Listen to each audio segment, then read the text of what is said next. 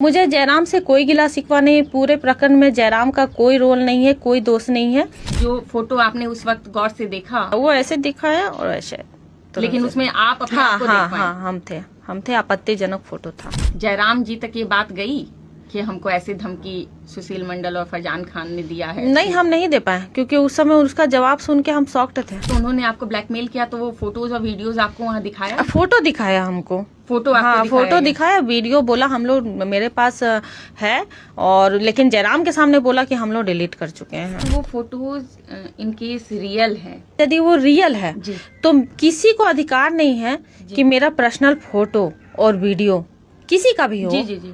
वो सब रूल है कि आप उसको वायरल नहीं कर सकते हैं। पूरे प्रकरण में जयराम का कोई रोल नहीं है, कोई दोष नहीं है, लेकिन सिर्फ मुझे एक बहन होने के नाते उससे यही तकलीफ लगा कि वो मेरी मदद कर सकता था। वो उसी समय बोलता कि दीदी तुमको पर्दा के पीछे नहीं जाना है, ये स्थगित हो गया है, लेकिन तुम चलो एफआईआर करते हैं, उसको पकड़ते हैं, कौन दिया है नहीं दिया है। लेकिन ये उजागर बिल्कुल ये लोग नहीं कर रहा है। सुशील मंडल, फरजान खान, महफूज और सद्दाम हुसैन, ये लोग यहीं के हैं। महफूज और सद्दाम हुसैन ये पार्टी के लोग हैं और कहीं ना कहीं लोगों का कनेक्शन है। कितने में डील हुआ, क्या हुआ, इन्होंने हमारा आंदोलन को बेचा, इसलिए हम चुपचाप नहीं रहेंगे। कि जब आप वहाँ पहुंची थी तो उस समय काफी लोग थे। जब आप जयराम जी से मिलने गई थी उस कमरे में कितने लोग होंगे और कौन कौन होंगे? अगर आप कमरे में सिर्फ हम थे जी, जो आशा दी थी वो थे, सुशील मंडल, फरजान और जयराम। अच्छा, कमरे में और कोई नहीं था। ओके। और ठीक है, और जो लोग थे, जिस लोग की बात कर रहे हैं वो लोग नीचे थे ना कि ऊपर। और कुछ लोग जो आए हुए थे वो ऊपर छत पे थे, सीढ़ी के पास कोई नहीं था। कोई नहीं था? नहीं। तो सीढ़ी पर वाला वाकया जो है, जो आपका मेन स्टेटमेंट है कि आपको ब्लैकमेल किया गया फरजान खान और सुशील मंडल द्वारा, तो जब आप उतर रही थी तो आपकी दोस्त भी साथ में थी? नहीं, वो उनका हस्बैंड का फोन आया था। अच्छा। वो बात करते करते नीचे उतर चुकी थी और फिर आप उतरने लगी? हाँ, हम उतर रहे थे। तो उन लोग पीछे से आए? हाँ, पीछे से आके बोले हमको ब्लैकमेल किए? ब्लैकमेल किए, जो कि एफआईआर में है। बार बार बोलना हमको उचित नहीं, बिल्कुल नहीं।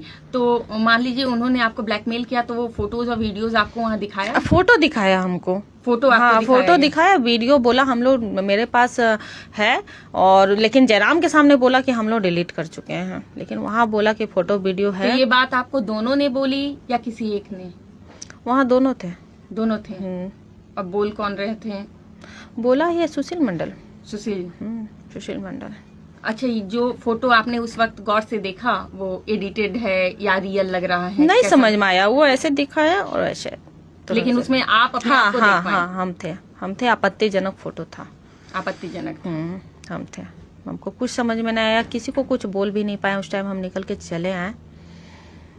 उसके बाद फिर जयराम जी तक ये बात गई कि हमको ऐसे धमकी सुशील मंडल और फरजान खान ने दिया है? नहीं, हम नहीं दे पाए क्योंकि उस समय उसका जवाब सुन के हम शॉक्ड थे। जब उन्होंने कहा हमें कि दीदी आपका इज्जत का सवाल है, हम बहुत आपको मानते हैं, आपको बहन मानते हैं, आप थोड़ा सा बैक चले जाइए, पीछे हो जाइए दीदी। बहुत दुख के साथ वो बोल रहा था। तो हम बोले ठीक है, तुम्हारा बात को भी हम मानते हैं, लेकिन घर आने के बाद वो हमको सोल्यूशन नहीं लगा कि वो सोल्यूशन नहीं है।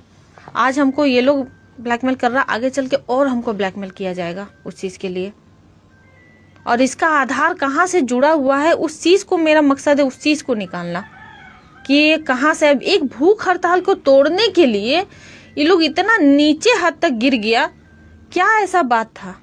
फिर उसके बाद जयराम महतो जी से आपकी बात हुई? जयराम से बात मेरी हुई थी, मतलब जो आपने कंप्लेंट लॉन्च की है? हाँ, थाना में जब हम कंप्लेंट किए उसके बाद हमको जयराम फोन किया। उसके बाद लेटर वायरल होने के बाद या कंप्लेंट दर्ज करवाने के बाद? कंप्लेंट दर्ज करवाने के बाद मतलब हमको फोन किया। 21 तारीख? हाँ, 21, देखना पड़ेगा समय। वो हमको शाम के टाइम फोन किया था कि दीदी क्यों केस कर रहे हैं। हमने देखो, हम किसी तरह से दोनों को अपना छोटा भाई समझ के माफ भी कर देते, हम माफ भी कर देते, लेकिन मेरा सोल्यूशन उससे नहीं ना होता। फिर हम छिप के बैठेंगे, हम क्या इंतजार करेंगे कि मेरा फोटो और वीडियो मार्केट में घूमे, झारखंड में घूमे और लोग हमको ब्लैकमेल करे?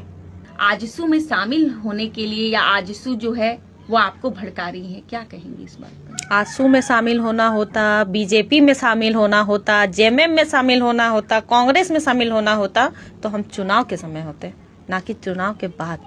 कि कंपनी के दलाल हैं फिलहाल, या कंपनी से उन्होंने सेटिंग कर लिया है और धरना को बेच दिया गया है, लग कौन रहा है, कौन कौन से लोग हैं उसमें से? गांव से तो कुछ लोग डेफिनेटली मिले हुए हैं, बिना किसी लिंक के वो लोग वहां तक पहुंच नहीं पाएंगे। फरजान खान कोई आम आदमी है नहीं कि रोड में चल रहा है और उस यहाँ के कोई लोग जाके उसको पकड़ लिए कि फरजान जी आप प्रधान महासचिव है, लीजिए रजनी का फोटो और वीडियो। ऐसा तो नहीं है, ऐसा तो नहीं है। सोचा समझा चाल है, इसको पूरी तरह से सोच समझ के धरना को स्थगित करने के लिए किया गया है और इसका उजागर हमको करना है तो करना है, चाहे इसके लिए कुछ हो जाए। अगर वो फोटोज इन केस रियल है या एडिटेड है, किस पे शक लग रहा है? वो ओरिजिनल क्रिएटर कौन है जिसने उस फोटो को बनाया? सुनिए, पहली बात कि ये रियल है कि क्रिएटर है ये हमको नहीं पता है।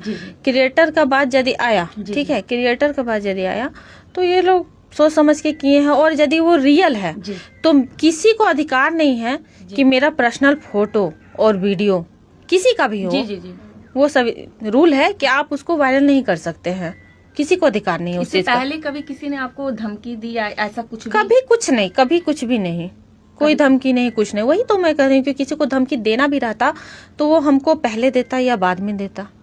ये भूख हड़ताल के समय ये षड्यंत्र क्यों रचा गया है? सद्दाम जी और महफूज जी जिनका नाम आ रहा है, उन पर मतलब आप जो है आपका शक क्यों जा रहा है? उन दोनों कड़ी है, वो पार्टी केंद्र के लोगों के बीच और गांव के बीच का वो कड़ी है, क्योंकि वो यहीं के हैं, इसलिए हम आशंका के तौर पे इन लोगों का नाम दिए। यदि ये लोग सच हैं तो जाए थाना के सामने, प्रशासन के सामने अपने मोबाइल को दे, जांच करवाए और बिल्कुल मेरा शंका है उसको दूर कर दे।